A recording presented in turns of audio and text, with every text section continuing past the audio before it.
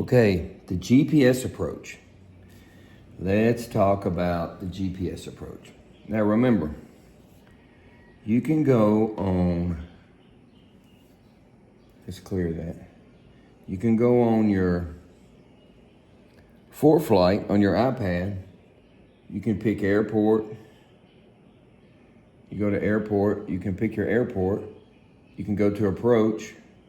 You see your approaches. Your approaches for West Memphis is the ILS or Localizer 17, the RNAV 17, or the RNAV GPS 35.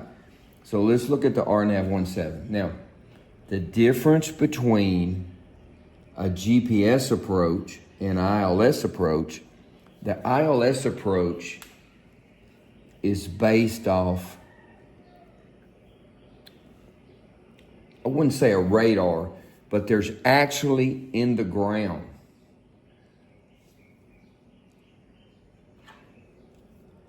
a receiver that's sending out a signal. Now, at the end of the runway, it's right here, and it's sending out a straight line, one straight line.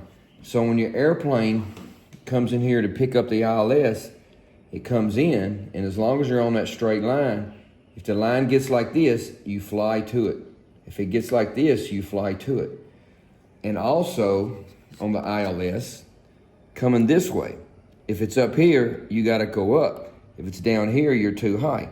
So on the ILS, you're kind of looking at the crosshair. Now, it's the same thing on the GPS, but the GPS is coming from satellites. These fixes, Judson, MU, Hedem, these are fixes that are being generated from satellites. Remember we talked about the satellites circling the Earth, and then we talked about the one WASP satellite. If you don't remember that, go back to that video and look at it. But that's how that's generated. Now, the GPS approach, we have to understand that there's different ones. A circling approach is probably the most dangerous approach. A lot of people won't even do it.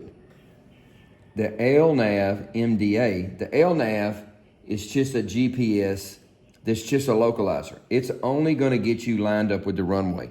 It's not gonna give you any vertical guidance.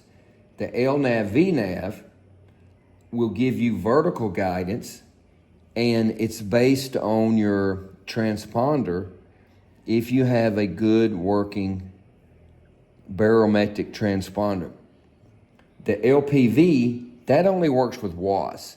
If you go back to that other video I made about the satellites and the WASP satellites and the 24 satellites circling the Earth, that will explain that. But the LPV is a WASP approach that's very, very, very accurate. Now, if you have an autopilot, your autopilot will fly all of these approaches, but you can fly them by hand. So if we're flying this approach here, every GPS approach basically has the T. T, T, T, T. It's set up like a T. So the controller can tell you, go direct to Judson. And so what you do is you just put this in your autopilot and your plane flies to that. When it gets here, it'll make the turn. It's gonna make the turn inside. Now what you're seeing here, this is a holding pattern. If there was two planes in front of you shooting the approach, the controller may send you out here and turn you around, or he may just tell you to go here and hold. He may tell you to go to 5,000 foot and hold, or 10,000 foot and hold. So that's all this is a holding pattern. So if you're coming from this area, the controller may tell you to go to Kidhu, whatever that is. So you would go to this fix, and then you would just fly here and turn and intercept the inside. Now, when you get headed in, you're gonna see on your primary flight display, you're gonna see your course, and you're just gonna, if your course is over here, you're gonna fly to it. You're gonna line up with your course. And then coming down on your attitude indicator, you're gonna see your glide slope come down. When your glide slope comes down, you just stay level with the glide slope. If you have a good working autopilot, it'll fly the glide slope and the localizer. It'll fly you down to your missed approach point. So basically, this is your missed approach point right here. When you get here, remember, if you can see the runway, you can land.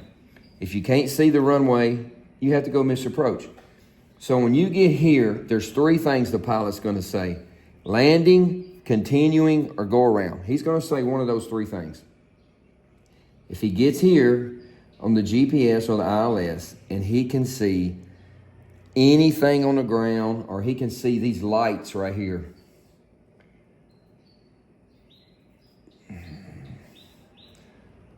the rabbit light, if you look on my videos, you can see those lights. If he can see any of that, he can go down another 100 foot. So that's what that is. Now, if you're doing the LPV approach, it's going to take you down 200 foot above the runway. When you see this right here, this is your height above the ground that you're going to be. So it's going to bring you down to 200 foot. Here, it's going to bring you down to like 350.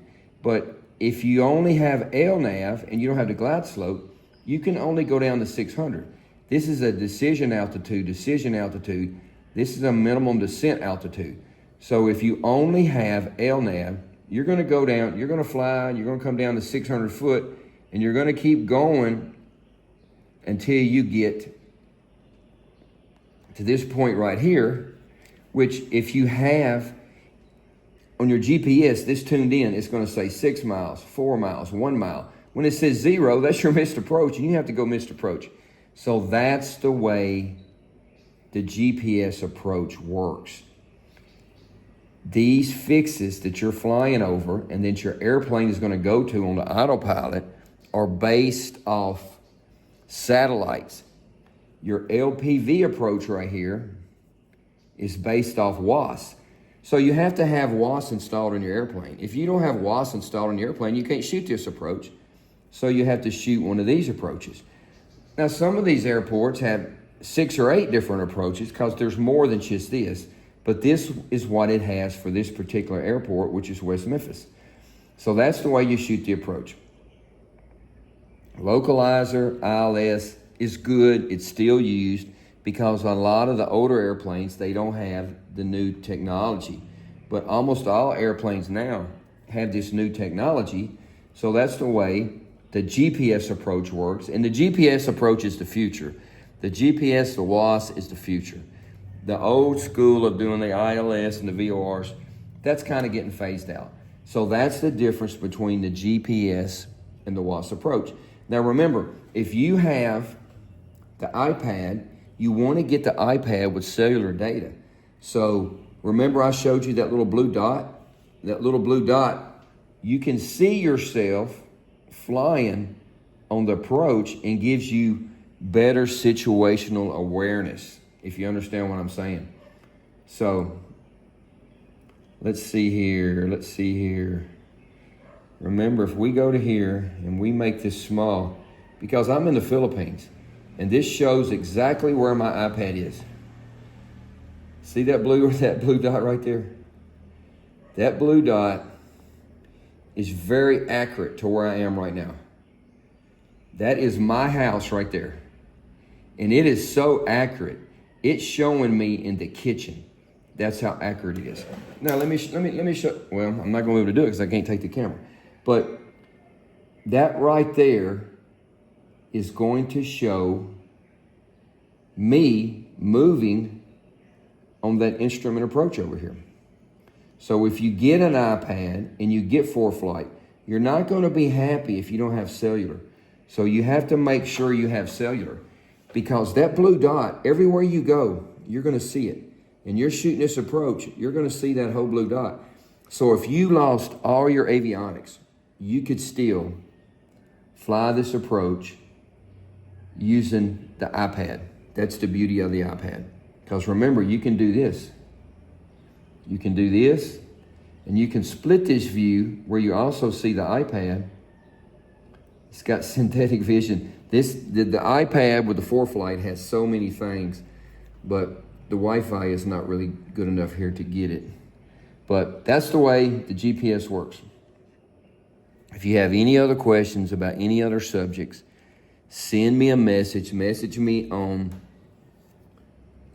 my YouTube page, and I will do my best to explain it in easy terms for the general public. If we're doing a class, this can get real technical. I mean, there's way more to it. This is just for the general public to kind of understand how this works. But if you really want to get technical with it, we can really get technical with it. And there's a lot more things you have to learn. So that's the way the GPS works, and the GPS is always better than the old ILS systems. Thanks.